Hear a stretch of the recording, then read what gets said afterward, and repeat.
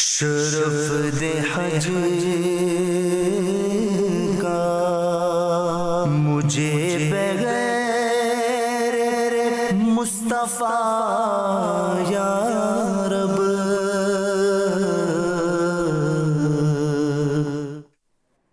الحمدللہ رب العالمین، الصلاة والسلام علی سید الانبیاء والمرسلین، اما بعد فاعوذ باللہ من الشیطان الرجیم، بسم اللہ الرحمن الرحیم۔ الصلاة والسلام علیک یا رسول اللہ وعلی آلک واصحابک یا حبیب اللہ۔ الصلاة والسلام علیک یا نبی اللہ وعلی آلک واصحابک یا نور اللہ۔ اللہ تبارک و تعالیٰ کے پیارے رسول مقبول صلی اللہ تعالیٰ علیہ وآلہ وسلم نے ارشاد فرمایا کہ جو شخص مجھ پر ایک مرتبہ درود پاک پڑھتا ہے، اللہ تعالیٰ اس کے لیے ایک قرات اجر لکھتا ہے، اور قرات احد پہاڑ کے برابر ہے۔ صلو علی الحبیب صلی اللہ تعالیٰ علی محمد صلی اللہ علیہ وسلم، صلاۃ و سلام علیک یا سیدی یا رسول اللہ۔ پروگرام کا نام ہے احکام حج۔ ذوق بڑھانے کے لیے ہم پروگرام میں ایک کلام شامل کیا کرتے ہیں۔ آئیے شاہ زیب بھائی سے آج کا کلام سن دیں۔ بلغ العلا بکمالہ کشف الدجی بجمالہ حسنت جمیع خصالہ حسنت جمیع خصالہ صلوا علیہ وآلہ صلوا علیہ وآلہ جسے چادر پہ بلا لیا، جسے چادر پہ بلا لیا، جسے اپنا بنا لیا، جسے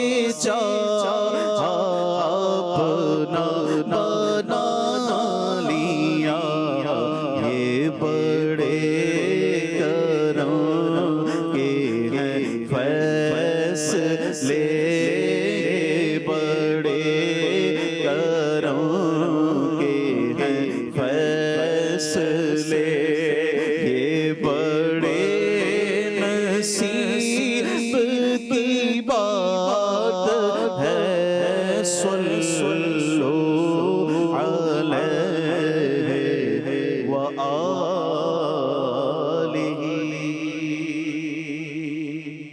سبحان اللہ، سبحان اللہ، آیا ہے بلاوا پھر ایک بار مدینے کا، آیا ہے بلاوا پھر، آیا ہے بلاوا پھر، آیا ہے بلاوا پھر ایک بار مدینے کا، آیا ہے بلاوا پھر ایک بار مدینے کا، پھر جا کے میں دیکھوں گا، پھر جا کے میں دیکھوں گا دربار مدینے کا، پھر جا کے میں دیکھوں گا دربار مدینے کا، گلشن سے حسین ہے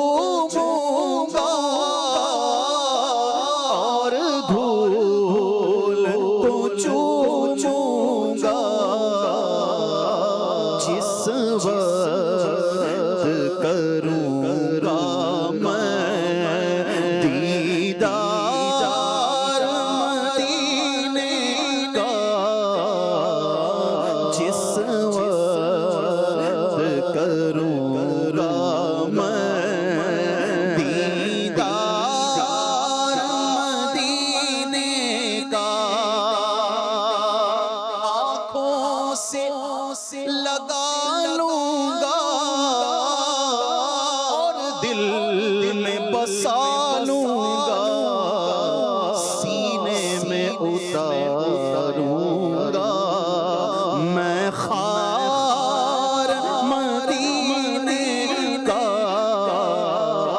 سینے میں اتاروں گا میں خار مدینے کا، سینے میں مدینہ ہو اور دل میں مدینہ ہو، آنکھوں میں بھی ہو نقشہ سرکار مدینے کا،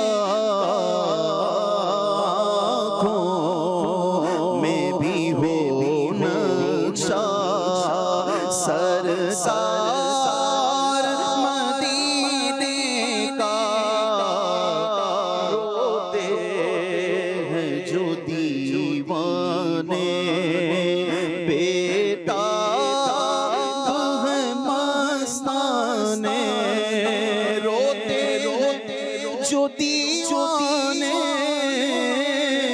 بیٹا ہے مستانے، ان سب کو دکھا دیجئے دربار مدینے کا،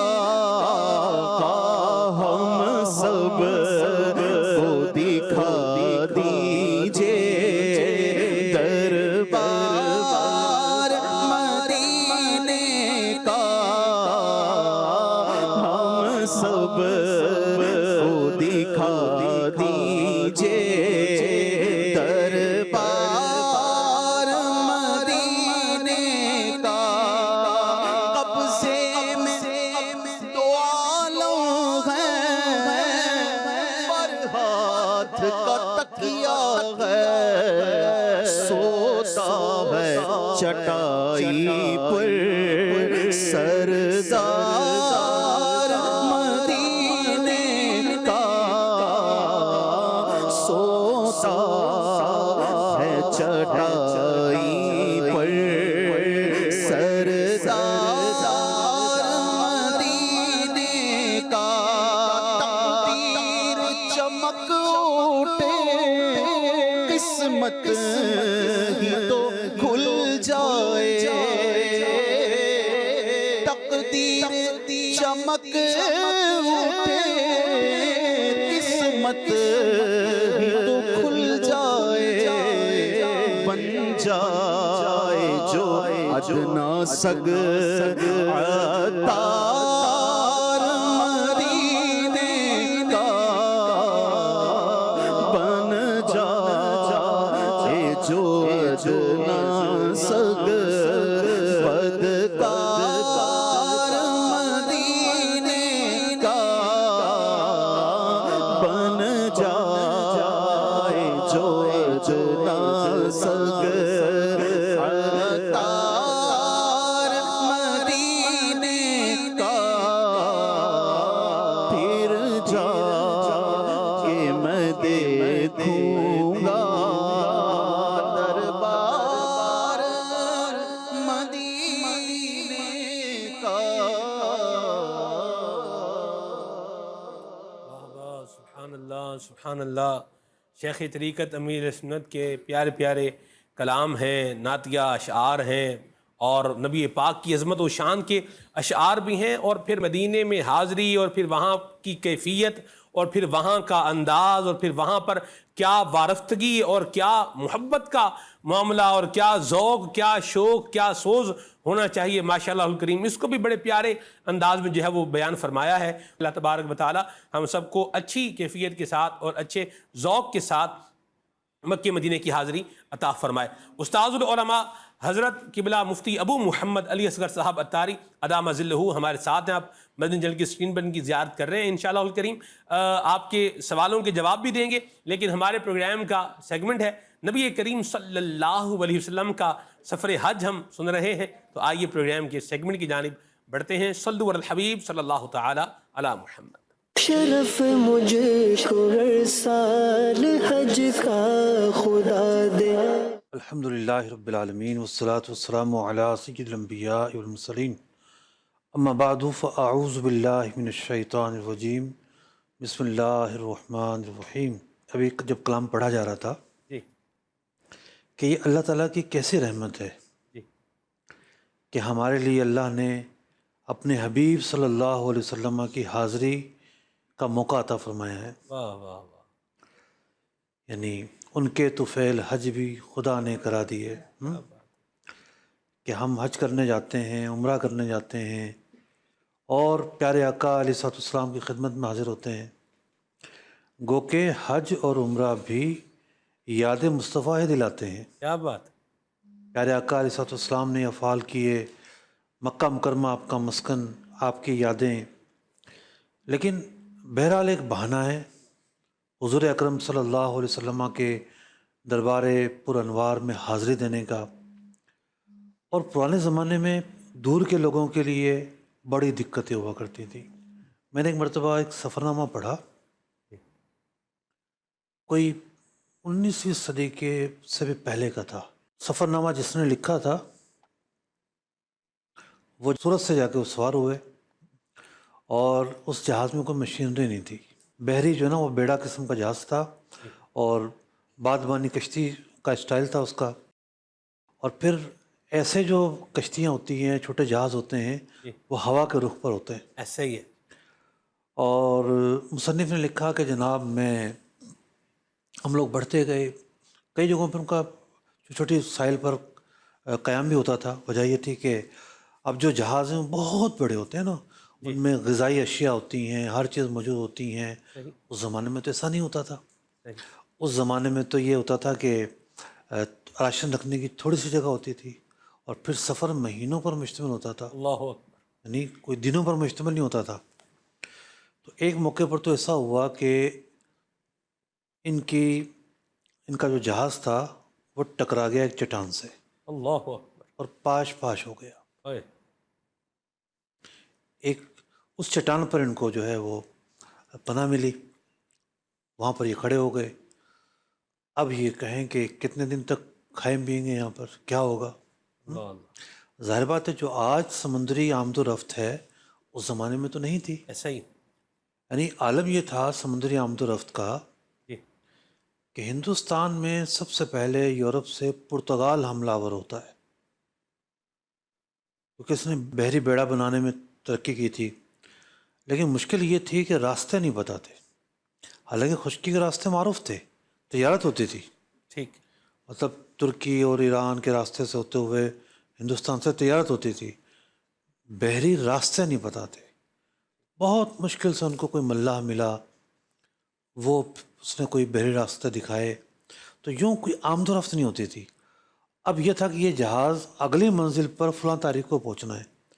ایک دن گزرا، 2 دن گزرا، 3 دن گزرے، جب وہ نہیں آیا جہاز تو لوگوں نے سمجھا کوئی حادثہ ہوا ہے۔ پھر وہاں سے ایک مدد آئی، پھر وہاں سے یہ عدن کی جو بندرگاہ ہے وہاں پہنچے، کچھ دن وہاں رہے، پھر جا کے کسی طریقے سے جدہ پہنچے ہیں اور حج ادا کیا ہے۔ اللہ اکبر، تو دیکھیے ایک وہ وقت بھی تھا، تو اس وقت کے اعتبار سے ہم کہہ سکتے ہیں کہ لوگ، یعنی ہندوستان کے لوگ زندگی میں 2 دفعہ جاتے ہوں گے، 4 دفعہ جاتے ہوں گے۔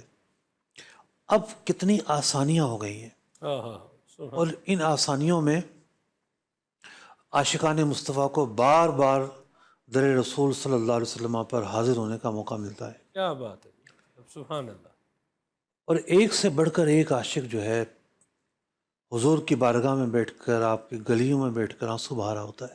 کیا بات ہے، سبحان اللہ، کتنے تو ایسے عشاق ہیں جو ایک ایک گلی میں قیام فرمائے ہیں، کوئی 20 سال سے، کوئی 30 سال سے ہیں، مطلب ان کی زندگی سوائے مدینے کے ہے ہی نہیں۔ اللہ اکبر، تو ہر سفر میں کسی نہ کسی ایسے سے ملاقات ہوتی ہے کہ بس اتنے سال سے مدینہ منورہ میں بیٹھے ہیں اور بس نکلنے کا نام نہیں لے رہے۔ میں 2 سال پہلے ایک صاحب سے ملا، ان کی عمر 50 سال سے زیادہ کی ہے۔ ان کی پیدائش عرب شریف کی ہے، ظاہر بات ہے بائی نیشن تو پاکستانی ہے، پیدائش وہاں کی ہے، لیکن کبھی وہ پاکستان آئے ہی نہیں ہے، اللہ آئے ہی نہیں ہے۔ ہائے ہائے 50 سال سے زیادہ ان کی عمر ہو گئی ہے۔ حرمین طیبین کی محبت ایسی رچی بسی ہے، واہ، مطلب ایسی موجیں ہوتی ہیں جو وہاں رہتا ہے، کیا بات، اس کا تو دل ہی نہیں کرتا کہ یہاں اور وہاں جائیں۔ وہ روحانیت، وہ پاکیزگی، واہ واہ، وہ مطلب کہ مدینہ پاک کی برکتیں، سبحان اللہ، ہے نا۔ جب پیارے آقا علیہ السلام مدینہ منورہ تشریف لائے ہیں تو آپ نے دعا فرمائی، اے اللہ مکہ پاک میں جو برکتیں ہیں مدینہ پاک میں اس سے دگنی برکتیں عطا فرما۔ سبحان اللہ، سبحان اللہ، سبحان اللہ، تو حج ایک ایسا بڑا ذریعہ ہے جس کے ذریعے مدینہ پاک کی محبت جاگ اٹھتی ہے۔ جانے والے چند ہوتے ہیں جی، لیکن انہیں دیکھنے والے زیادہ ہوتے ہیں، ہاں ہاں ہاں، انہیں دیکھ کر تمنا اور حسرت بھرنے والے اللہ اللہ، چاروں طرف ہوتے ہیں۔ اور یہ تمنا اور حسرت بھی ایک ایمانی تقاضا ہے۔ سبحان اللہ، ایک آدمی ہے جو بے حس کوئی مدینہ شریف جا رہا ہے، آ رہا ہے، کوئی احساسات ہی نہیں اس کے، یہ تو بالکل پتھر ہے۔ ہے، تو کوئی جا رہا ہو تو تڑپنا چاہیے، واہ، محسوس کرنا چاہیے کہ میرا بلاوا کب آئے گا۔ مطلب ضروری نہیں کہ آپ اس کا اظہار فیس بک پہ ہی کریں یا سوشل میڈیا پہ کریں، جب بھی آپ عاشق رسول کھلائیں گے، اصل معاملہ تو دل کا ہے۔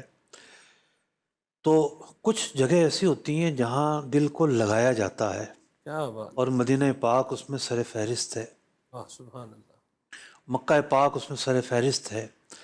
ایک تو یہ ہے کہ جانے والے جب جاتے ہیں تو پھر جو ہے نا بہانے ہوتے ہیں نا، محبت کو گرم کرنے کے بہانے ہوتے ہیں۔ تو یہ تو عاشقان رسول کے لیے ایسا بہانہ ہے۔ میرے سنت ایک زمانے میں جایا کرتے تھے جی سلمان بھائی، جی، تو کئی سال ایسا ہوا کہ ہم پیدل جاتے تھے فضائے مدینہ سے، ہاں ہاں، پورا قافلہ پیدل جا رہا ہوتا تھا، واہ واہ، جیسا کہ 12ویں کا جلوس ہوتا ہے، کیا بات، اور جناب میرا سلام رو رو کے کہنا، اس کی تکراریں ہوتی تھیں، اور ہر ایک بندے کے جو ہے نا وہ آنکھوں سے اشک جاری ہوتے تھے۔ تو کیا ہے کہ ایک ماحول جو ہے وہ ایک محبت رسول عطا کرتا ہے۔ اور پھر جو امیر سن کی کیفیت ہوتی تھی، اللہ اکبر، لوگ تو جو نا پھولوں کے ہار پہن کے جا رہے ہوتے ہیں، خوشی خوشی جا رہے ہوتے ہیں، لیکن ان کے جانے کا انداز ہی الگ دیکھا ہم نے۔ وہ تو غم مدینہ لے کر جا رہے ہوتے تھے، ان کی کیفیت کو یوں ظاہر کر رہی ہوتی تھی کہ اللہ کے دربار میں جانا ہے، بندہ کیسے جائے، اللہ، رسول اکرم صلی اللہ علیہ وسلم کی بارگاہ میں جانا ہے، بندہ کیسے جائے۔ تو ایک ماحول بنتا تھا۔ اسی طریقے سے جب کوئی جاتا ہے تو ضرور دعاؤں کے لیے کہیں۔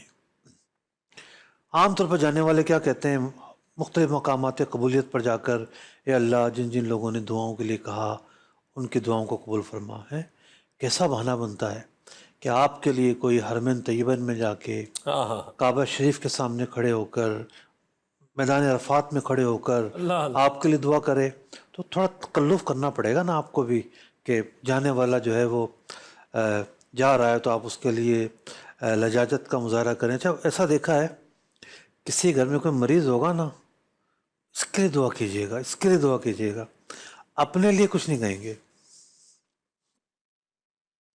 تو بندہ جو ہے نا اپنے ایمان کے خاتمے کی دعا کا کہے، ہاں ہاں ہاں، اللہ تعالیٰ کی بارگاہ سے رحمت مانگے، رحم مانگے، کیا بات ہے، درجات کی ترقی مانگے، آخرت کی جو ہے نا وہ بلند درجات مانگے، سبحان اللہ، تو صحت مانگے۔ بہت ساری دعائیں ہیں جو بندہ اپنے لیے کہہ سکتا ہے۔ کسی کو محتاجی سے جو ہے نا وہ پناہ کی دعا کی التجا کرے۔ اسی طریقے سے جب کوئی مدینہ پاک سے آتا ہے تو ٹھیک ہے وہ سب کے لیے تحفہ نہیں لا سکتا، لیکن آپ کے ساتھ بیٹھ کر مدینہ پاک کی باتیں تو کر سکتا ہے، واہ واہ واہ واہ، جبکہ اللہ تعالیٰ اسے بھی ذوق نصیب فرمائے۔ بعض لوگ وہاں سے آتے ہیں اور ایک پورا گٹھڑا باندھ کر لاتے ہیں شکایتوں کا، اللہ، ہمارے ساتھ تو معلم نے یہ کیا اور بس میں یوں ہوا، فلاں جگہ یوں ہوا، فلاں گرمی جگہ بڑی تھی، یوں ہوا، ٹھیک ہے۔ تو وہاں کی جو پرکیف یادیں ہیں، بھئی سفر تو سفر ہے نا، پھر کیا بات، وہ اعلیٰ حضرت نے لکھا ہے نا، گرمی ہے، تپ ہے، درد ہے، پڑھ رہے ہیں حضرت، گرمی ہے، تپ ہے، درد ہے، کلف الفت سفر کی ہے، گرمی ہے تب ہے درد ہے، الفت سفر کی ہے، ناشکر یہ تو دیکھ عظیمت کدھر کی ہے، باروں قدم قدم پہ کہ ہر دم ہے جاننا، قدم قدم پہ کہ ہر دم ہے جاننا، یہ راہ جان فضا میرے مولا کے در کی ہے، یہ راہ جان فضا میرے مولا کے در کی ہے۔ جو تکالیف پر صبر ہے اس کا ایک تقاضا یہ بھی ہوتا ہے کہ بندہ فراموش کرے اذیتوں کو، تکلیفوں کو فراموش کرے، اور پھر آپ مہمان کس کے ہیں تو دیکھیں، آپ اللہ کے مہمان ہیں، تو شکوہ شکایت یہ نہیں کرنی بنتی، بس اس کا حل نہیں ہے۔ بعض اوقات ایسا ہوتا ہے کوئی حل ہو، کوئی سی جگہ ہو جہاں آپ سے فیڈ بیک مانگا گیا ہے، یا کوئی جانے والا جا رہا ہے آپ اس کو سمجھا رہے ہوں کہ بھئی ان چیزوں کا خیال کیجیے گا، آپ پورا سفر واپسی میں آ کے روحانی باتیں کرنے کے بجائے، کعبہ شریف کے انوار بیان کرنے کے بجائے، وہاں لوگوں کا جو حسن سلوک ہوتا ہے، بڑا کیئر کرتے ہیں لوگ ایک دوسرے کو، حج کے دوران بڑا خیال رکھتے ہیں، جو ضعیف لوگ ہوتے ہیں ان کا خیال رکھا جاتا ہے۔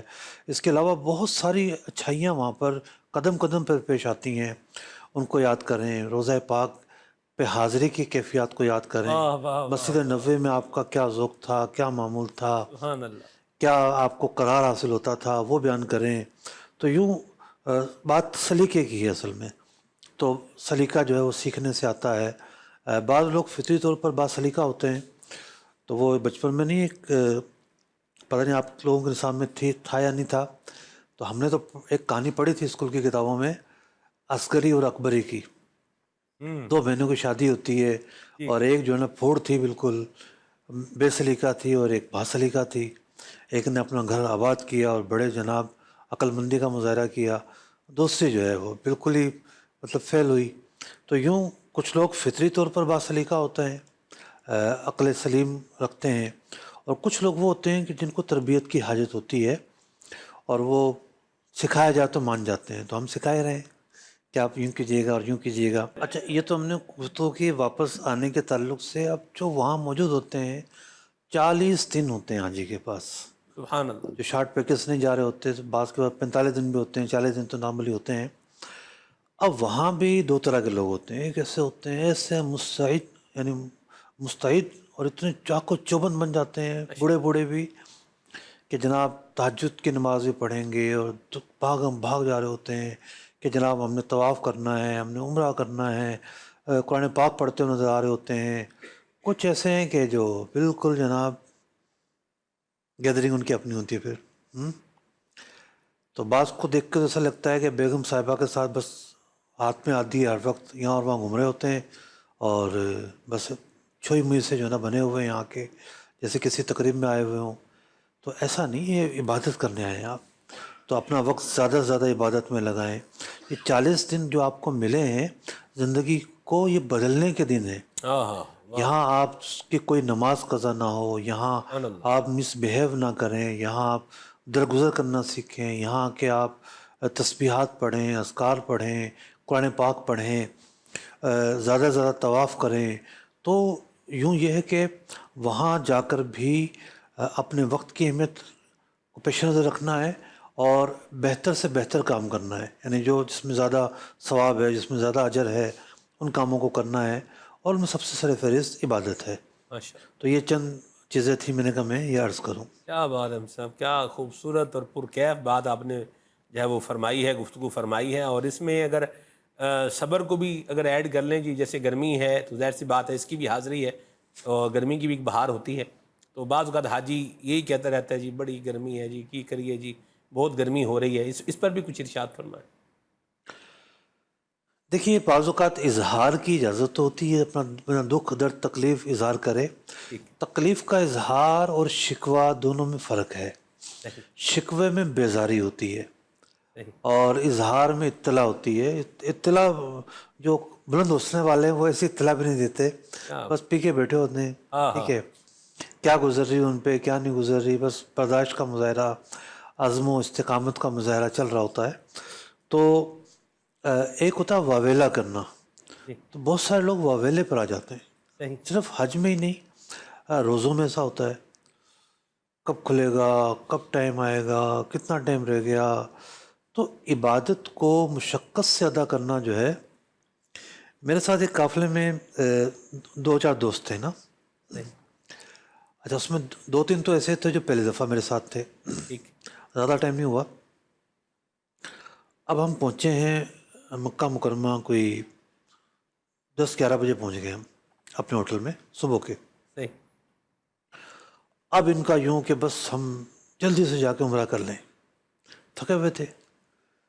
تو میں نے ان کو ذہن دیا کہ نہیں ابھی عمرہ نہیں کرتے، کریں گے تو بوجھل قدم کے ساتھ کریں گے، مطلب بہت مشقت ہے، دماغ بھاری ہو رہا ہے نیند سے، ہم آرام کرتے ہیں۔ کچھ لوگوں کا یہ ماننا ہوتا ہے کہ جناب احرام کی حالت میں کیسے سو جائیں، سونا کوئی منع تھوڑی ہے۔ آپ اتنی دور سے چل کر آئے ہیں، پیارے آقا علیہ السلام کا ہم نے معمول پڑھا کہ آپ صلی اللہ علیہ وسلم جب پہنچے مکہ مکرمہ میں تو جو جرول کا علاقہ ہے وہاں پر آپ نے آ کے رات گزاری ہے۔ تو کیا ہے کہ اعضاء کو جو نا راحت ملتی ہے نیند سے، اور پھر جب بندہ سو کے اٹھتا ہے بڑا پرسکون ہوتا ہے۔ تو عبادت کے اندر گرانی نہیں ہونی چاہیے کہ مشقت، بہت مشقت تو خیر بات میں ہوتی ہے، وہ ایک الگ بات ہے، یعنی گرانی کا مطلب یہ ہے کہ بہت جل قدم اور یہ بالکل تھکے تھکے اور دل نہیں لگ رہا اور بول کیا رہے ہیں زبان سے کچھ اور نکل رہا ہے، یہ کیفیت نہیں ہونی چاہیے۔ تو جب وہ ان کو قائل کیا، جو وہ عمرہ کر رہا ہے، کہنے کہ بڑا مزہ ہے آج تو، عمرے کے لیے ہم لوگ نکل رات کو 11 بجے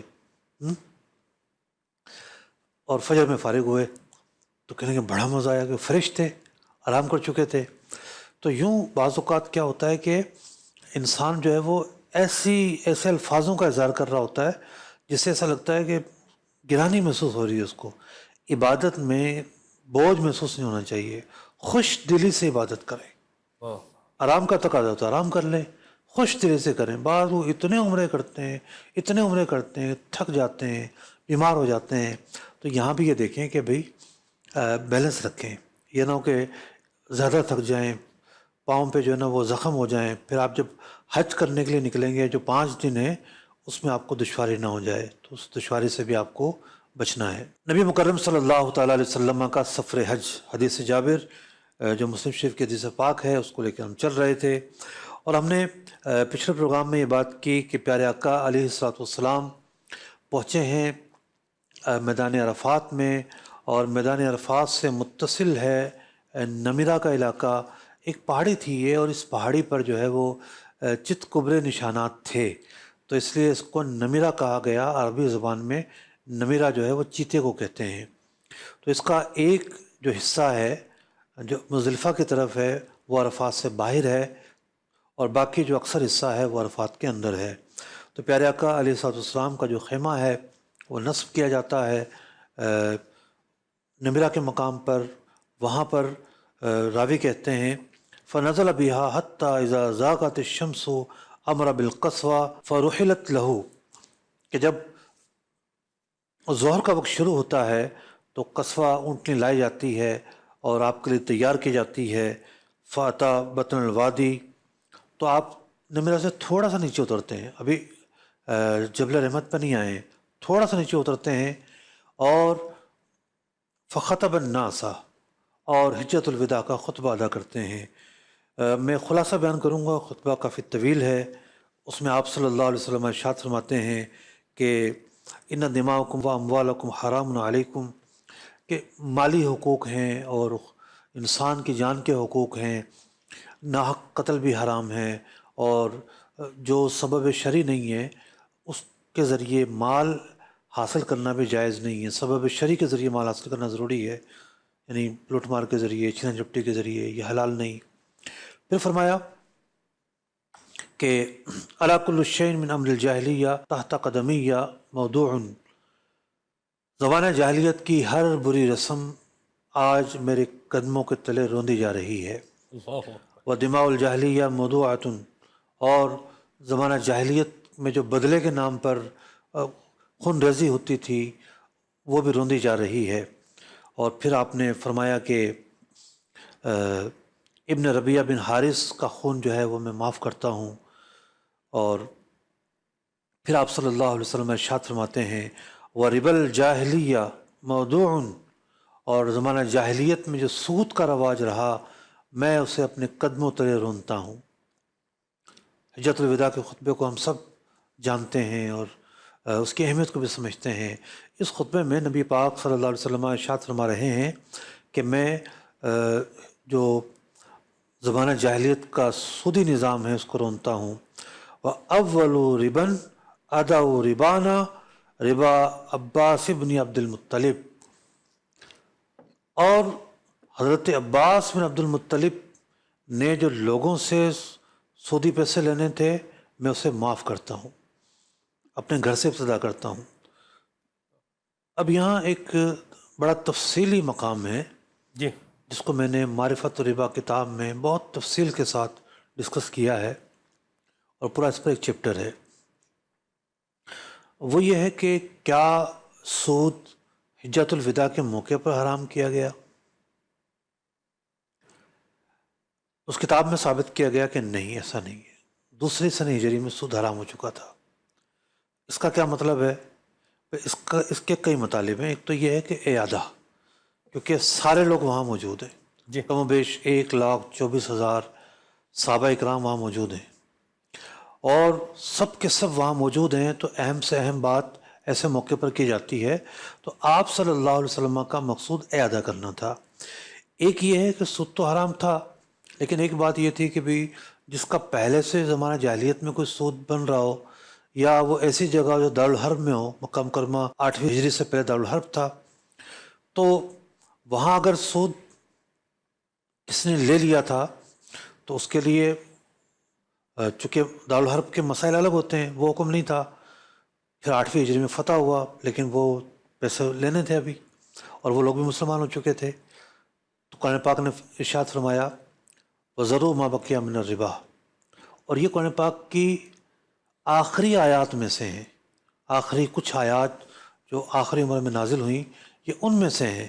تو یہ حکم چونکہ آ چکا تھا کہ توبہ کر لی ہے، یا ایسا موقع آ گیا ہے کہ اب برات کرنی ہے، تو اپنا نفع چھوڑ دیا جائے، کیپٹل، راس المال، جو اصل مال ہے صرف وہ لیا جائے۔ تو یہاں اس کا ایک مقصد یہ بھی تھا کہ یہ حکم پر نہ صرف سب عمل کریں، بلکہ حضرت عباس جو ہیں وہ بھی اس پر عمل کریں گے۔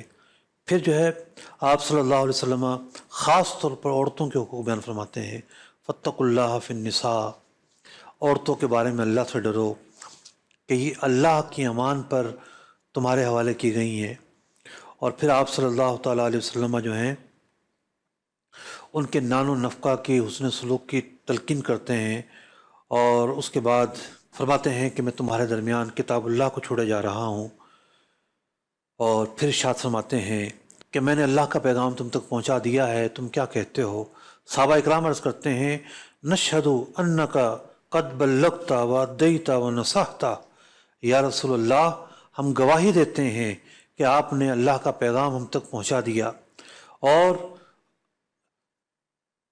جو چیزیں ادا کرنی تھی وہ ادا کر دیں، اور ہمیں نصیحت فرمائی۔ فقال باصبعہ السبابہ، شہادت کی انگلی سے آپ آسمان کی طرف 3 بار اشارہ کرتے ہیں، عرض کرتے ہیں اللہم اشہد، اللہم اشہد، اللہم اشہد، اے اللہ یہ جو لوگ کہہ رہے ہیں تو بھی اس پر گواہ ہو جا، تو بھی اس پر گواہ ہو جا، تو بھی اس پر گواہ ہو جا۔ تو اور بھی خطبے کے جو الفاظ ہیں، بہت ساری حدیث میں اور بھی بہت سارے الفاظ آئے ہیں، جس میں سے یہ بھی ہیں کہ کالے کو گورے پر فضیلت نہیں، گورے کو کالے پر فضیلت نہیں، اور بھی بہت ساری طویل جو کلام اس میں موجود ہیں۔ حضرت جابر رضی اللہ تعالیٰ عنہ سے روایت ہے اس حدیث پاک میں کہ ثم اذن خطبے کے بعد جو ہے پھر اذان کہی جاتی ہے، ثم اقام، اور اس کے بعد تکبیر پڑھی جاتی ہے، فصلی الظہر ثم اقام فصلی العصر، ظہر کا وقت ہے، آپ صلی اللہ تعالیٰ علیہ وسلم ظہر کی نماز کی امامت فرماتے ہیں، اور اس کے بعد دوبارہ تکبیر پڑھی جاتی ہے، ابھی سنتیں ابھی ادا نہیں کی گئی، اور پھر ظہر کے وقت میں ہی عصر کی نماز ادا فرماتے ہیں۔ تو حج کے موقع پر دو نمازیں جو ہیں پیارے آقا علیہ الصلوۃ والسلام نے ملائیں، ظہر اور عصر ظہر کے وقت میں ملا کر پڑھی، اور مغرب اور عشاء کے وقت میں ادا فرمائی مزدلفہ پہنچ کر۔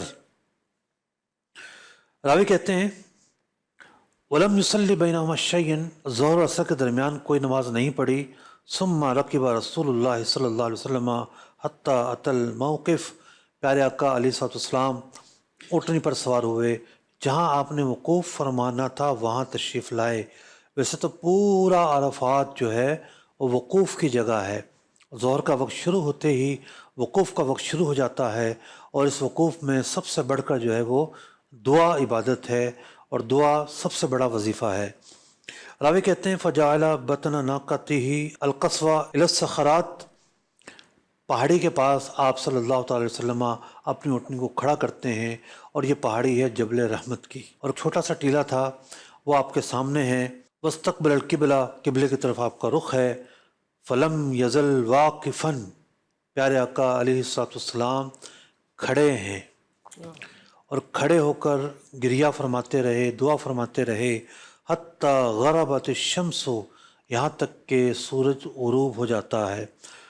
جب سورج غروب ہو جاتا ہے تو پھر آپ یہاں سے کوچ کرنے کا ارادہ فرماتے ہیں۔ اس حدیث کو ہم آگے لے کے چلتے ہیں۔ کچھ اور احادیث کی کتابوں میں یہاں کچھ دعائیں منقول ہوئی ہیں، یہاں آپ صلی اللہ تعالیٰ علیہ وسلم دعا مانگتے ہیں۔ تیری دعا ہی کی بدولت عذاب رب سے بچے ہوئے ہیں، جو حق میں امت کہ تیرے لب پر سوال آیا کمال آیا۔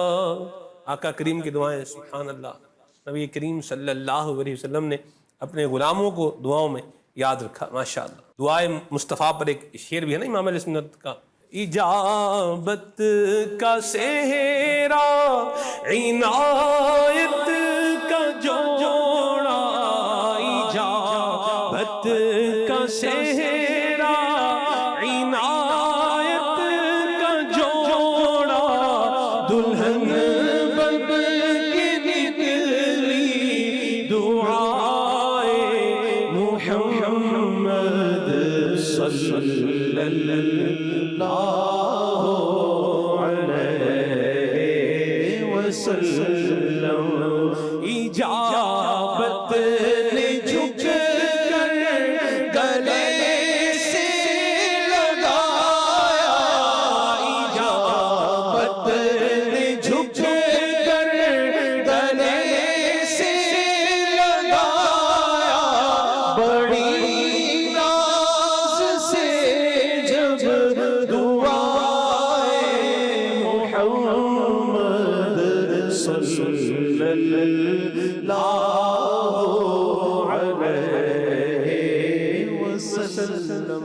آپ صلی اللہ تعالیٰ علیہ وسلم ارشاد فرماتے ہیں کہ افضل دعا وہ ہے جو میں اور مجھ سے پہلے انبیاء نے کی۔ واہ واہ واہ واہ۔ پڑھتے ہیں لا الہ الا اللہ وحدہ لا شریک لہ لہ الملک ولہ الحمد وہو علی کل شیء قدیر، اللہم اجعل فی بصری نورا وفی سمعی نورا، اے اللہ میری آنکھوں میں نور بھر دے اور میرے کانوں میں نور بھر دے، وفی قلبی نورا، میرے دل میں نور بھر دے، اللہم اشرح لی صدری، مولا کریم میرے سینے کو کشادہ فرما دے، ویسر لی امری، میرے معاملات کو آسان فرما دے، اللہم انی اعوذ بکا من وسواس الصدری، اور میں وسوسوں سے پناہ مانگتا ہوں، وشتات الامری، حالانکہ حضور اکرم علیہ السلام کو وسوسہ نہیں آتے تھے۔ تعلیم امت کے لیے دعا ہے۔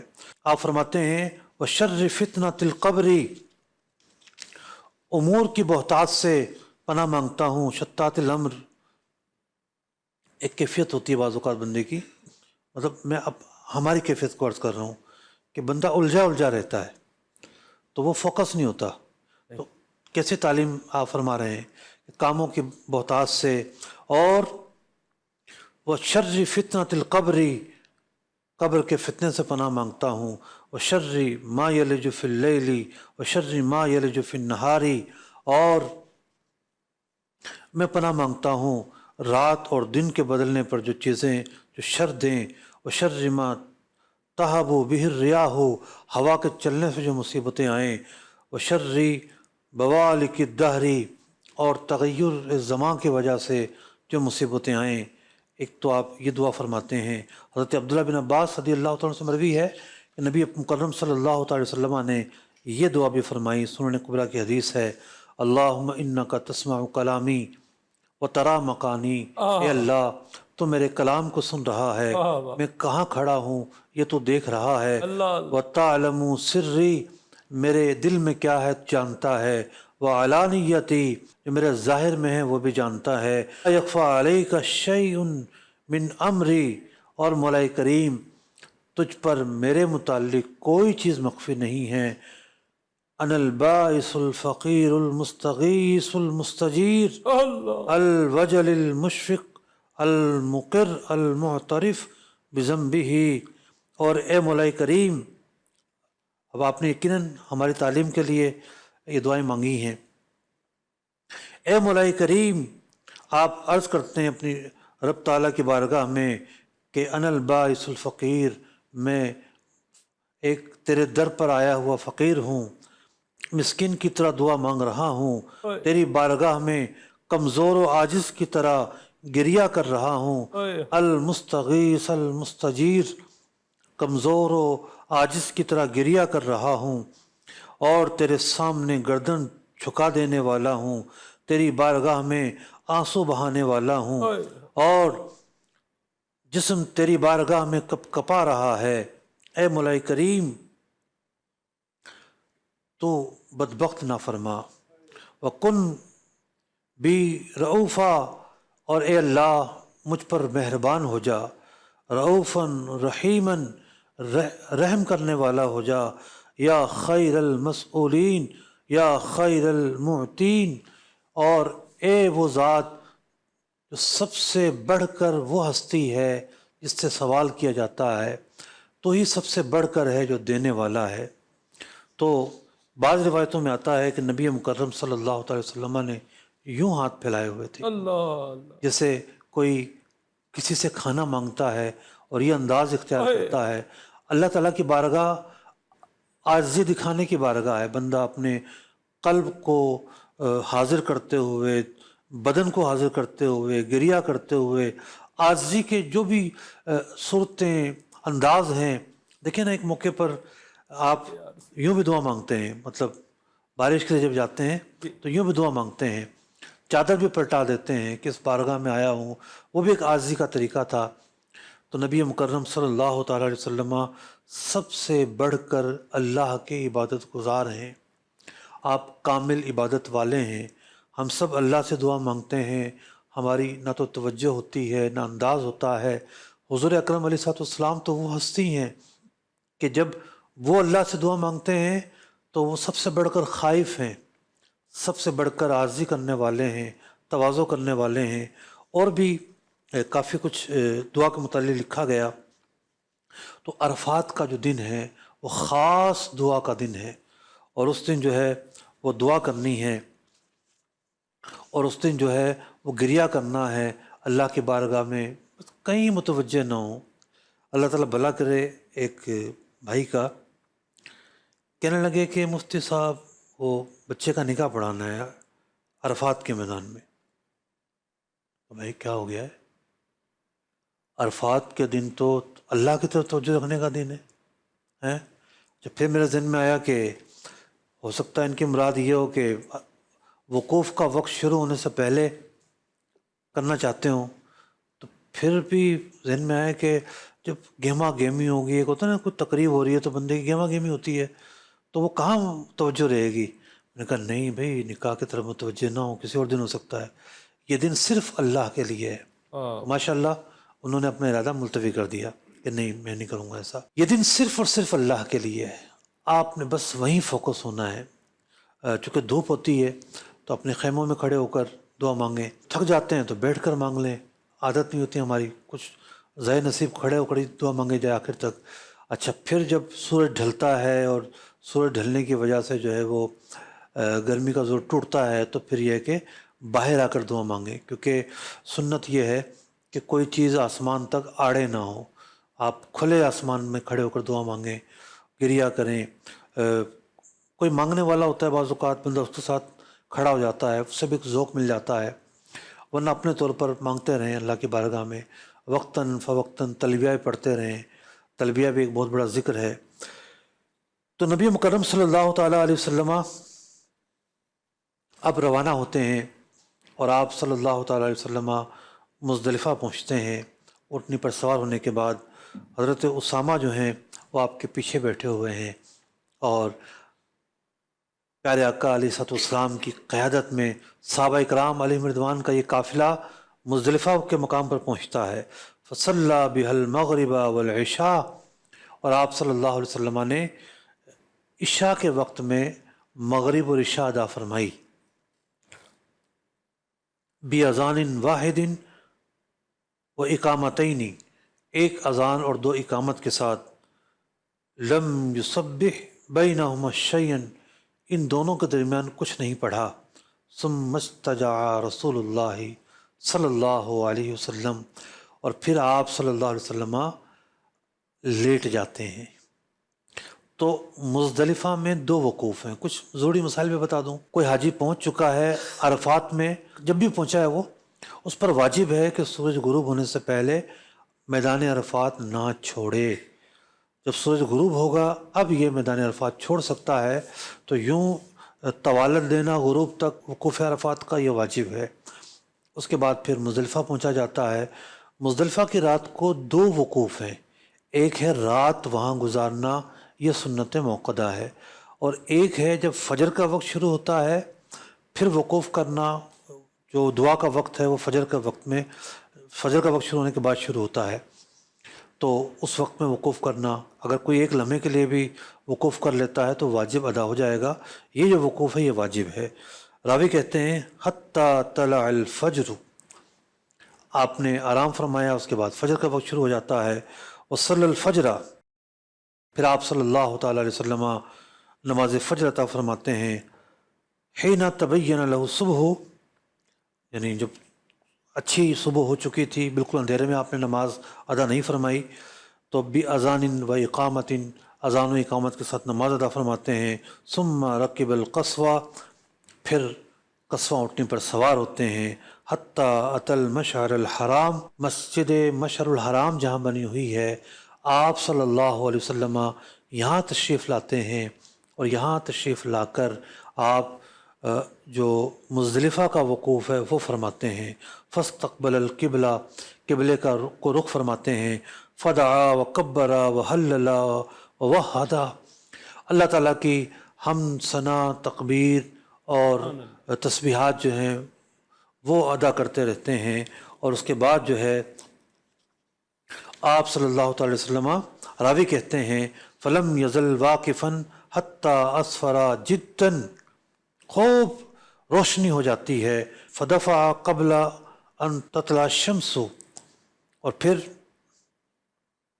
ابھی سورج نکلا نہیں تھا کہ آپ تیاری فرماتے ہیں، کیونکہ وہاں سے جو ہے اپنا مسجد مشعر الحرام کی جو جگہ ہے وہاں سے لے کر مزید ابھی کافی مزدلفہ ہے، تو ایسا نہیں ہے کہ فوراً مزدلفہ چھوڑ دیا۔ جب سورج نکلنے میں 2 رکعت کا وقت باقی رہ جائے تو پھر کوچ کیا جائے اور مینا روانہ ہوا جائے، سورج نکلنے کا انتظار ضروری نہیں ہے۔ آپ کی اونٹنی جو ہے وہ تیار ہے۔ وہ اردف الفضل بن عباس، اور حضرت فضل بن عباس رضی اللہ تعالیٰ عنہ جو ہیں وہ اونٹنی پر سوار ہیں، نوجوان ہیں ماشاءاللہ۔ حضرت جابر فرماتے ہیں کان رجلا حسن الشعر، بڑے خوبصورت ان کے بال ہیں، سبحان اللہ، ابید گورا رنگ ہے، وسیمن وجیح چہرہ ہے، خوبصورت چہرہ ہے. اب ذرا ایک ہوتا ہے نا کیا ہو رہا ہے کیا ہو رہا ہے، جی مطلب نظر پاک ہوتی ہے، کہیں ایسی یہاں وہاں نہیں جاری ہوتی، بندہ اس دن میں بھی ہوتا ہے. تو پیارے آقا علیہ الصلوۃ والسلام ہاتھ لگا کرتے ہیں اس طرف، اس طرف دیکھتے ہیں اس طرف. تو اس حدیث میں الفاظ یہ ہیں کہ عورتوں کی اٹھنیاں گزر رہی تھیں، اس لیے پیارے آقا علیہ السلام نے انہیں یہاں اور وہاں دیکھنے سے منع فرمایا. تو یہ بھی پتہ چلا کہ سفر حج کے اندر جو ہے خواتین کے تعلق سے بہت زیادہ احتیاط کرنی ہے. یہ پاکیزہ سفر ہے، اس پاکیزہ سفر کے اندر نظر کی حفاظت بہت ضروری ہے کہ نظر کی حفاظت سے ہی پاکیزگی حاصل ہوتی ہے، اور اگر اس کو کنٹرول نہیں کیا تو پھر پاکیزگی جاتی رہتی ہے. اور یہ تو پاکیزہ سفر ہے. اس کے بعد پیارے آقا علیہ السلام حتیٰ اتا بطنا محصرن، وادی محصر سے گزرتے ہیں تو قدرے تیز ہو جاتے ہیں، سواری کو تیز کر لیتے ہیں. یہ وہ جگہ ہے جہاں پر اصحاب فیل کو عذاب ہوا تھا. مزدلفہ اور مینا کے درمیانی وادی ہے. ثم سلکت طریق الوسطی التي تخرج علی الجمرۃ الکبریٰ، پھر آپ درمیانی راستے کو پکڑتے ہیں جو کہ بڑے جمرے پر جا کر نکلتا ہے. حتیٰ اتى الجمرۃ التي عند الشجرہ، تو یہ جو بڑا جمرہ ہے اس کے آپ ربی فرماتے ہیں. فرماہا بسبع حصیات، 7 کنکریاں مارتے ہیں. ثم انصرف الی المنحر، پھر قربان گاہ کی طرف پلٹتے ہیں. فنحر 63 بیدہ، 63 اونٹ اپنے ہاتھ سے نہر فرماتے ہیں. ثم آتا علیًا فنحر ما غبر واشرکہ فی ہدیہ، اور کچھ آپ نے ذبح فرمائے تو یوں جا کے باقی قربانیاں ہوتی ہیں. اور پھر جو گوشت تھا اس کو پکایا جاتا ہے. آپ صلی اللہ تعالی وسلم اس گوشت کو خود بھی تناول فرماتے ہیں، اس کا شوربہ پیتے ہیں، پھر اونٹنی پر سوار ہوتے ہیں. فافاد الی البیت فصلی بمکۃ الظہر، مکہ مکرمہ میں آ کر ظہر پڑھتے ہیں، اور پھر طواف زیارت ادا فرماتے ہیں، اور آب زمزم پر بھی جاتے ہیں اور فرماتے ہیں. اس کا خلاصہ یہ ہے کہ مجھے اگر خدشہ نہ ہوتا تو میں یہاں کھڑے ہو کر ڈھول نکالتا. تو سب کا یہ بھی ہے کہ یہ جو اونٹ تھے یہ خود آگے بڑھ رہے تھے، جو ہے وہ حضور کی بارگاہ میں پیش ہو رہے تھے قربان ہونے کے لیے. اس طرح کے الفاظ ملتے تو ہیں. سبحان اللہ. مجھے اس پر شعر یاد آ گیا جی. کیا بات ہے. ہر ایک کی آرزو ہے پہلے مجھ کو ذبح فرمائے، ہر ایک کی آرزو ہے پہلے مجھ کو ذبح فرمائے. تماشا کر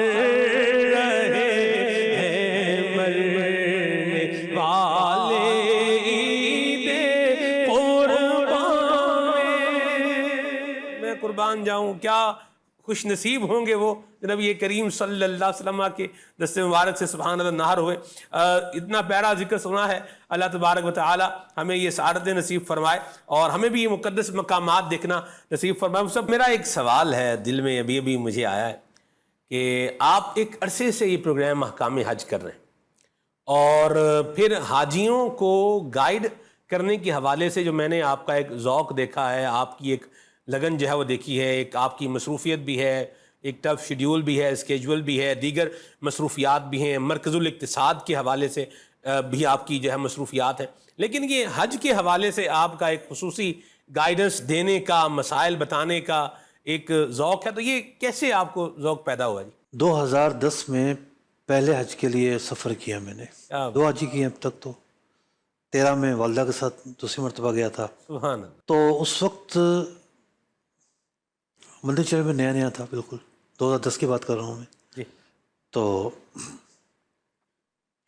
میں نے سوچا کہ میں مطالعہ کرتا ہوں بڑی گہرائی کے ساتھ نا حج کے مسائل کا. تو بحر عمیق اس زمانے میں نے پڑھی.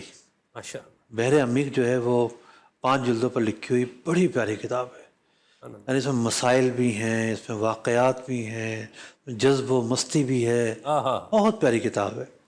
تو پھر اپنا ارشاد الساری وغیرہ پڑھی، باقی کتابیں پڑھی، تو میں نے سوچا کہ اب دو ہی طریقے ہیں تیاری کرنے کے، حج پر جانے کی تیاری کرنے کے دو ہی طریقے ہیں۔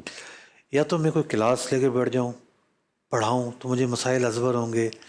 پہلی دفعہ جو بھی چیپٹر پڑھا جاتا ہے تو وہ مشکل ہوتا ہے، تو اس کو بندہ پڑھا لے تو ذرا پختہ ہو جاتا ہے۔ اور کلاس کا بندوبست نہ ہو تو چینل پر بھی بیان کیا جا سکتا ہے کہ کلاس میں تو 5 بندے، 10 بندے یا 100 بندے بھی پڑھیں گے، چینل کے ذریعے ہو سکتا ہے لاکھوں لوگ اس سے فائدہ حاصل کریں۔ تو پھر میں نے پلاننگ کی کوئی 20 قسطوں کی، اللہ اکبر، سبحان اللہ، اور 20 میں سے 15 قسطیں تو میں کرنے میں کامیاب ہوا، ماشاء اللہ۔ تو وہ ایک ذوق تھا کرنے کا۔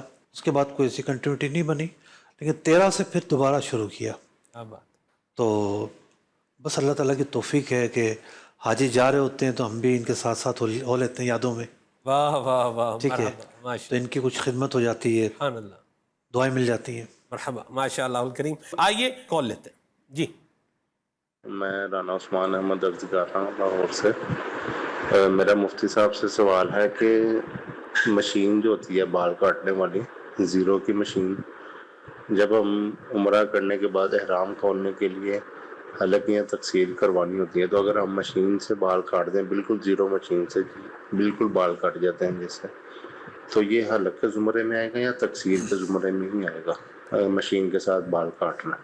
اور دوسرا سوال یہ تھا کہ مینا کے اندر تو پچھلے سال حج کر کے رہے ہیں، وہ بتا رہے کہ وہاں پہ حلق کروانے کے لیے لوگ نہیں اویلیبل ہوتے، تو وہاں پہ مشین ہی استعمال کریں۔ تو جس نے پہلے عمرہ کیا ہو اور اس کے بال بھی ایک پورے کے برابر نہ ہو، تو وہ مشین کے ساتھ بال اتار سکتا ہے زیرو کی مشین کے ساتھ مینا کے اندر؟ اس بارے میں رہنمائی فرما دیجیے گا، جزاک اللہ خیر۔ دیکھیے، مشین نہیں تھی تب بھی تو کچھ ہوتا تھا نا، تو بہت پرانے زمانے میں تو اس طرح ہوتا تھا، اس طرح خطرناک ہے، جو اس کو استعمال نہیں آتا اس کے لیے خطرناک ہے جی۔ پھر سیفٹی آنا شروع ہو گئی، تو سیفٹی ریزر جو ہیں وہ بہت محفوظ ہوتے ہیں، اس سے کوئی کٹ وٹ نہیں پڑتا، تھوڑا سا بس ہلکا سا خیال کرنا پڑتا ہے۔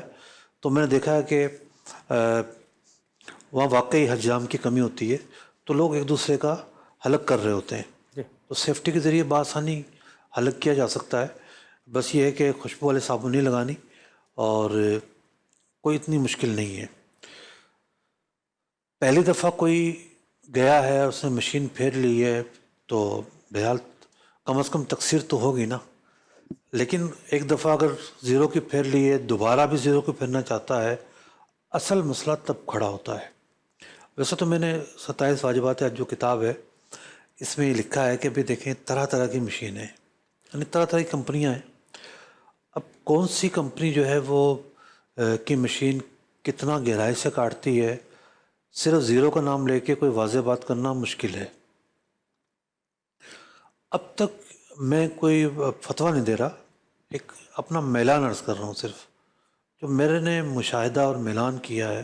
میلان اس طرح مشاہدے کی وجہ سے کہ زیرو کی مشین کسی حد تک حلق جیسا کام کرتی ہے۔ اگر آپ اس کو بچے پر بھی چلائیں، بچے پہ چلائیں یا خود کسی پہ چلا کر دیکھیں، تو حلق جیسا تو وہ کام کرتی ہے۔ اور پرانے زمانے میں کوئی ایسا تھوڑی تھا کہ بہت زیادہ کوئی ایسے بلیڈ ہوں گے کہ جو ایک دم چھیل کر رکھ دیتے ہوں گے، تو بہت سارے لوگ پتھروں کے بلیڈ بناتے تھے، پتھروں سے بھی کیا کرتے تھے، اور بھی چیزیں ہوا کرتی تھیں۔ لیکن یہ ہے کہ احتیاط کا معاملہ ہے، تو اس لیے زیرو کی مشین پر اعتماد کرنے کے بجائے جو سیفٹی ہے اس پر اعتماد کریں، تو اچھی قسم کے مل جاتے ہیں، وہ مل جاتے ہیں، زخمی نہیں کرتے، 3 قسم کے بلیڈ ہوتے ہیں، اور وہ بالکل کٹ بھی نہیں لگتا، اور وہ ہو بھی جاتا ہے، بہت اچھے طریقے سے مل جاتی ہیں۔ اچھا مفتی صاحب، جیسے آپ نے فرمایا کہ پہلی مرتبہ جائے گا مشین استعمال کرے گا تو ہو جائے گی، اگر پہلی مرتبہ جانے میں اس کی انگلی کے ایک پورے کے برابر بال ہی نہیں ہے تو پھر کیا حکم ہوگا؟ ہاں، مستثنیات تو پائے جاتے ہیں نا، سارے لوگ تو گنجے نہیں ہوتے۔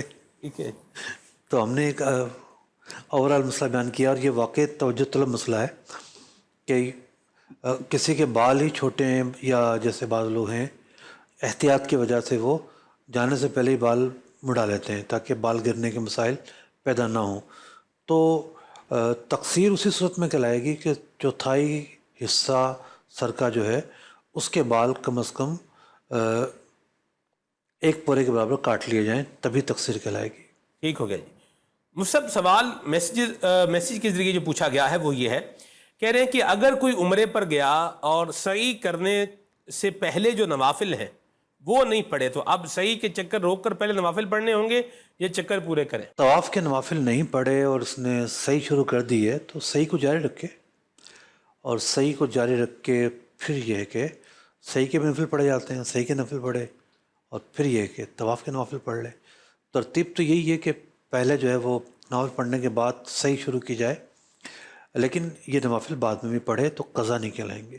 ٹھیک ہو گیا جی. کال لیتے غفار خان عرض کر رہا ہوں سر, ایک معلومات لینی تھی کہ احرام کے دوران حج اور عمرے کے عورت شوز پہن سکتی ہے یعنی بوٹ وغیرہ, اس میں کی ممانعت ہے یا نہیں؟ عورت کے لیے لباس کی جو پابندیاں ہیں وہ نہیں ہیں. مرد کے لیے لباس کی پابندیاں ہیں. سلاوہ لباس نہیں پہن سکتا مرد, دستانے نہیں پہن سکتا مرد, سر نہیں چھپا سکتا مرد, جو ہے وہ موزے نہیں پہن سکتا, جوتے بھی خاص طریقے کے پہنتا ہے, ابھرا ہوا ایسا نہیں چھپتا جس میں نظر آتا رہتا ہے. عورت کے لیے پابندیاں نہیں ہیں. ٹھیک. عورت موزے بھی پہن سکتی ہے, دستانے بھی پہن سکتی ہے, سر بھی چھپانا ضروری ہے. اچھا, جوتوں کے حوالے سے میں ایک بات عرض کروں. ایک ہوتی ہے علمی دیانت. سلمان بھائی جی حضور. علمی دیانت ہمیں نظر آتی ہے اکابرین کے کلام میں. سبحان اللہ. جیسے امام نووی رحمۃ اللہ تعالی علیہ شافعی ہیں, تو وہ بیان کریں گے کہ جناب احناف کے یہاں یہ مسئلہ یوں ہیں, مالکیہ کے یہاں یوں ہیں, اور شوافع کے یہاں یوں ہیں, امام احمد بن حنبل کے ماننے والوں کے یہاں یوں ہیں. وہ اپنی بات بھی کریں گے. ہم مطلب جو بھی درس نظامی کرتا ہے اس میں کتاب پڑھاتے ہیں ان کو. ہدایہ سب سے بڑی کتاب ہے فقہ اسلامی میں کی جو پڑھائی جاتی ہے, اس میں درس نظامی میں, درس نظامی کے اعتبار سے طلباء کے لیے سب سے بڑی کتاب ہے. تو وہاں ہر دوسرے مسئلے کے پس منظر میں بیان کیا جا رہا ہوتا ہے کہ بھئی اس میں ائمہ کا یہ اختلاف ہے اور یہ موقف, احناف کا یہ موقف. تو یہ ہے علمی دیانت. ایک ہے علمی ڈنڈی, یعنی کروڑوں لوگ جس کو درست مسئلہ سمجھ کے عمل کرتے ہوں, اس کے پیچھے ایک تعویل ہو, ایک دلیل ہو, ایک ماخذ ہو, حدیث کا حوالہ ہو. اور کوئی اگر کہے یہ کیا غلط بات مشہور ہو گئی ہے جناب پاکستان انڈیا میں, اور لوگ جو نا وہ بس 2 کینچی والے چپلے پہنتے ہیں, کینچی والے چپلے پہنتے ہیں, کوئی پابندی نہیں ہے, غلط بات ہے یہ. اپنی بات کرنے کے لیے دوسروں کو جاہل بنانا کیا شرط ہے؟ اگر کسی کا موقف کچھ اور ہے تو کر دے بیان بھائی کہ میرا موقف اس میں یہ ہے, دوسرا موقف یہ ہے. تو پہلی بات تو یہ ہے کہ یہ کمزور لوگوں کا طریقہ ہوتا ہے کہ وہ اپنے موقف کو ایسا پیش کرتے ہیں کہ اس کے علاوہ تو دنیا میں ہی نہیں. تو ایسا یہ جو مسئلہ ہے یہ غلط ہے کہ یعنی یہ کہنا کہ جناب لوگوں کی عادت ہے یا لوگ غلطی کر رہے ہیں اور اس وجہ سے وہ کینچی والے چپل پہنتے ہیں, یہ وجہ نہیں ہے. ایک حدیث پاک ہے کہ پیارے آقا علیہ السلام نے موزہ جو ہے کسی کے پاس تھا تو فرمایا اس کو اوپر سے کاٹ لو. تو حدیث پاک پر عمل کر رہے ہیں ہم, تو غلطی کہاں ہے؟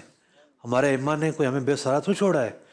تو انہوں نے تو کہا ہے کہ صح الحدیث فہو مذہبی, کہ حدیث صحیح ہو تو وہی میرا موقف ہے.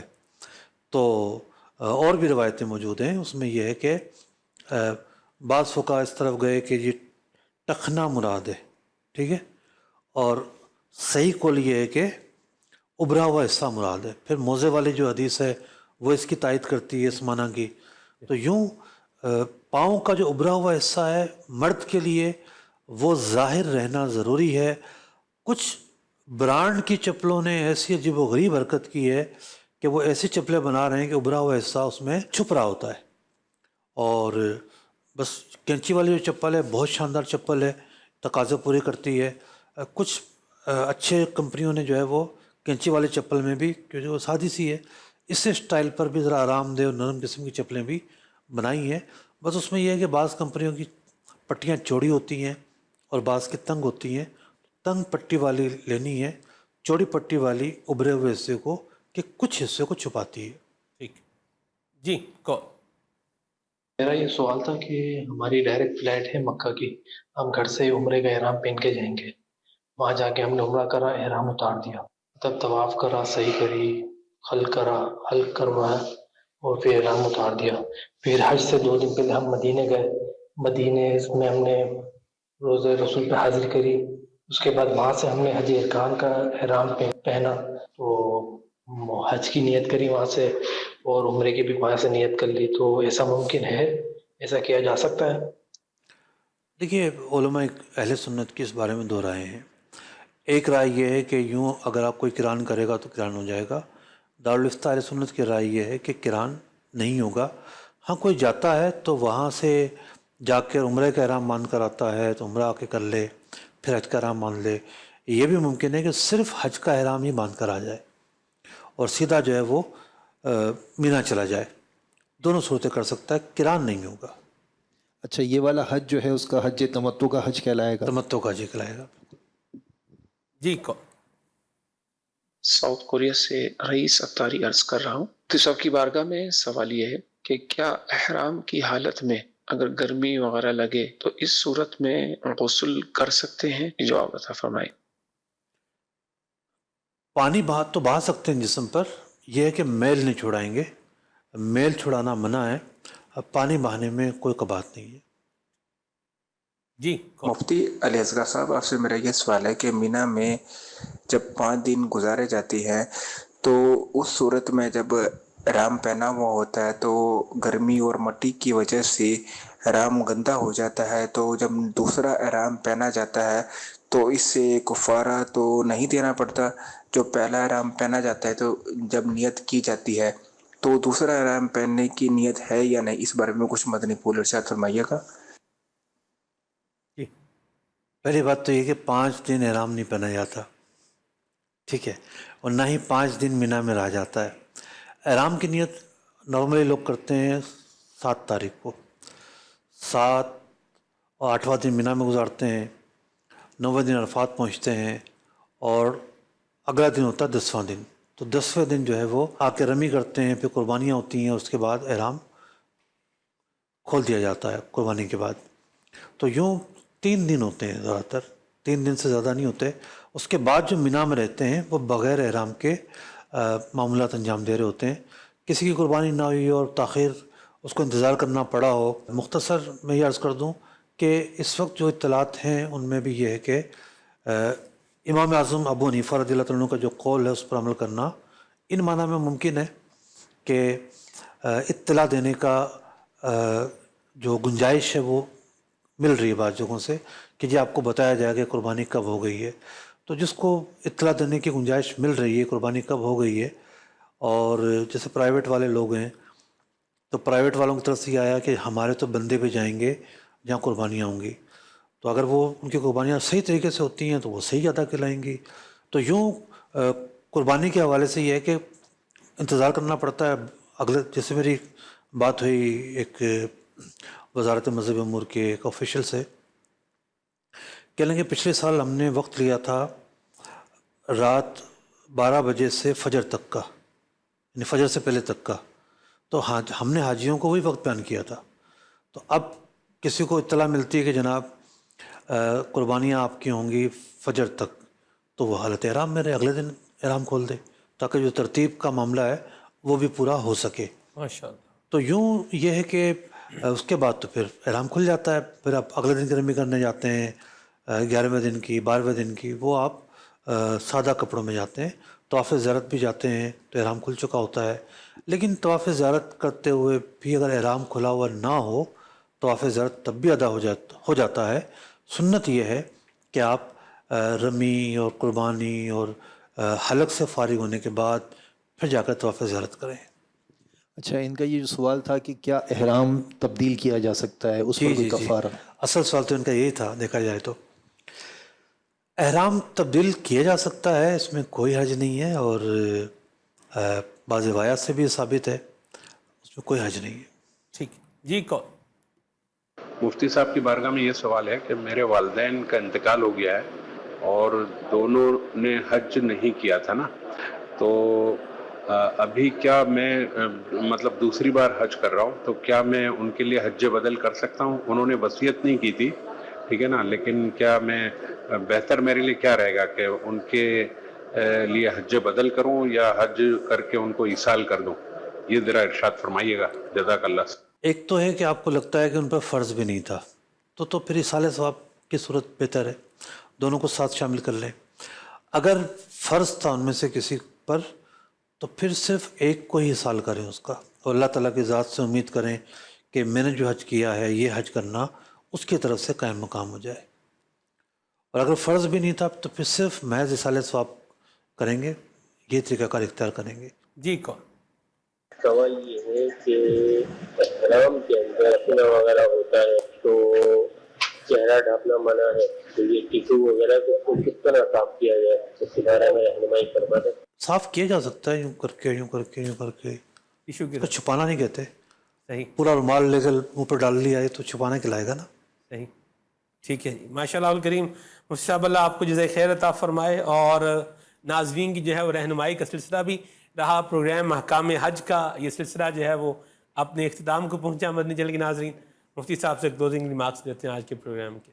بس کوئی کلام سنا دیں آخر میں ہیں تو وہی ریمارکس ہو جائیں گے، ہم بھی سن لیں گے.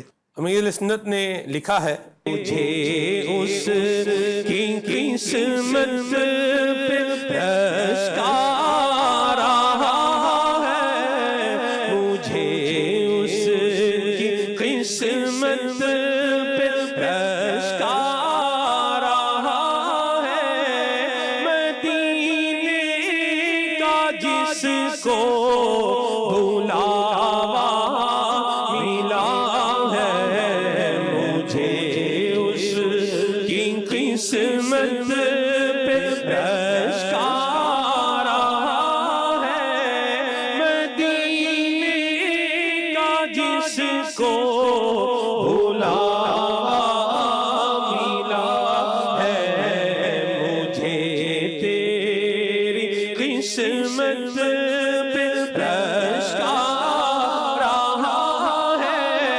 مدینے کا تجھ کو بلاوا ملا ہے.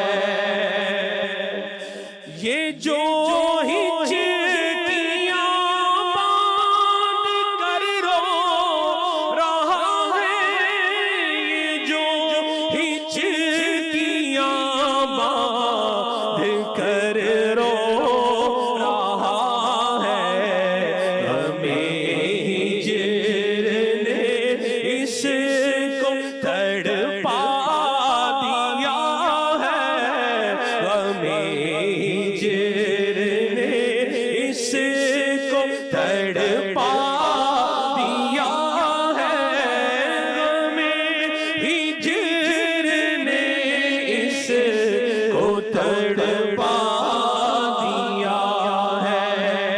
طبیبو تمہارا یہاں کام کیا ہے، طبیبو تمہارا یہاں کام کیا ہے، کہ یہ تو مریض حبیب خدا ہے، کہ یہ تو مریض حبیب خدا ہے، کہ یہ تو مریض حبیب خدا ہے. تیرے عاشقوں کو قرار آئے کیوں کر، تیرے عاشقوں کو قرار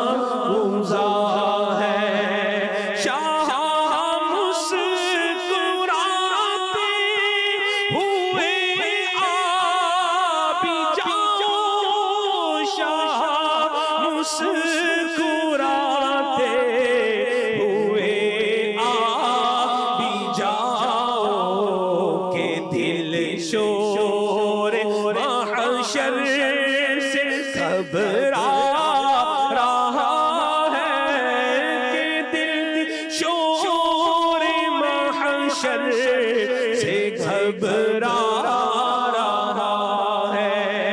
शाह अपनी जन्नत में कदमों में रखना, शाह अपनी जन्नत में कदमों में रखना, यही आज जाना मेरी इल्तिजा है, यही आज जाना मेरी इल्तिजा है।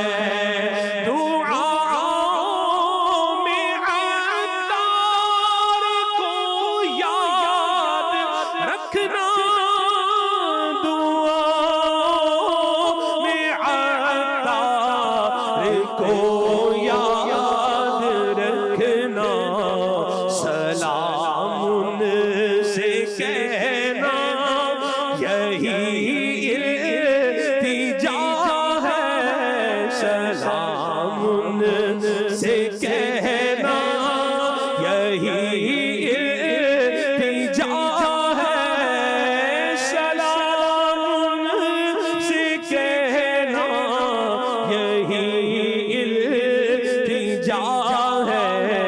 मुझे तेरी किस्मत पे रश्क आ रहा है, मुझे तेरी किस्मत पे रश्क आ रहा है, मदीने का तुझको बुलावा मिला है।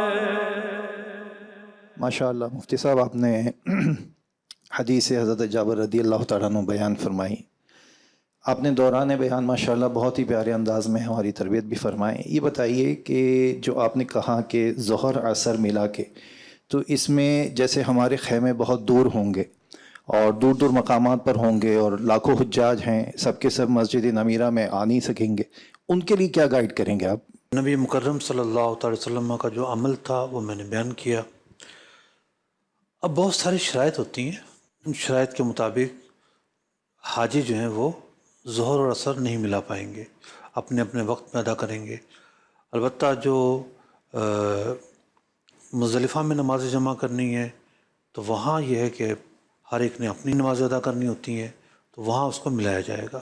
मुज़दलिफ़ा के अंदर मगरिब की नमाज़ इशा के वक्त में पढ़नी है, मगरिब और इशा मिलानी है, उसको तो मिलाया जाएगा। यहाँ ये है कि उसको लिखा हुआ किताबों में 27 वाजिबात में भी है, रफ़ीकुल हरमैन शरीफ में भी है, उसको मिलाना दुश्वार है। माशाअल्लाह 2 किताबें हैं, एक तो रफ़ीकुल हरमैन जैसे मुफ्ती साहब ने इरशाद फरमाया, बड़ी प्यारी किताब है, इसमें बहुत से मसाइल हैं। जो सफ़ा नंबर 262 इसमें क्वेश्चन आंसर है, तो अक्सर लोगों के जो सवालात आ रहे हैं वो माशाल्लाह इस किताब के 262 से कंटिन्यू जो सवाल जवाब है उसमें भी मिल जाएंगे। और एक मुफ्ती अली असगर साहब की बड़ी प्यारी किताब है 27 वाजिबात हज, ये भी हासिल करें, कमाल की किताब है। जितने मसाइल यूँ समझें कि इस किताब में हैं, मैं समझता हूँ कि हाजियों के अक्सर मसाइल के जवाबात अल्हम्दुलिल्लाह इस किताब में मौजूद हैं, तो इसका भी मुताला कीजिए। दोनों किताबें QR कोड के ज़रिए से भी इंशाल्लाह आप वेबसाइट से डाउनलोड भी कर सकते हैं। और एक इश्क बढ़ाने वाली किताब बहुत ज़बरदस्त है, इसका नाम है आशिकाने रसूल की 130 हिकायात। पुरज़ौक़ हज करने के लिए इस किताब का मुताला भी मुफीद रहेगा इंशाअल्लाह। अब जाते जाते एक और बात भी बताते जाएं कि नज़ला ज़ुकाम अगर किसी को अल्लाह ना करे हो जाए वो क्या करे, कैसे उसको नाक पोंछने में तो मुँह नहीं छुपाया जाता। ठीक हो गया, ठीक हो गया। सल्लु अलल हबीब सल्लल्लाहु तआला अला मुहम्मद सल्लल्लाहु तआला अलैहि वसल्लम। रफ़्द हज का मुझे बगैर मुस्तफ़ा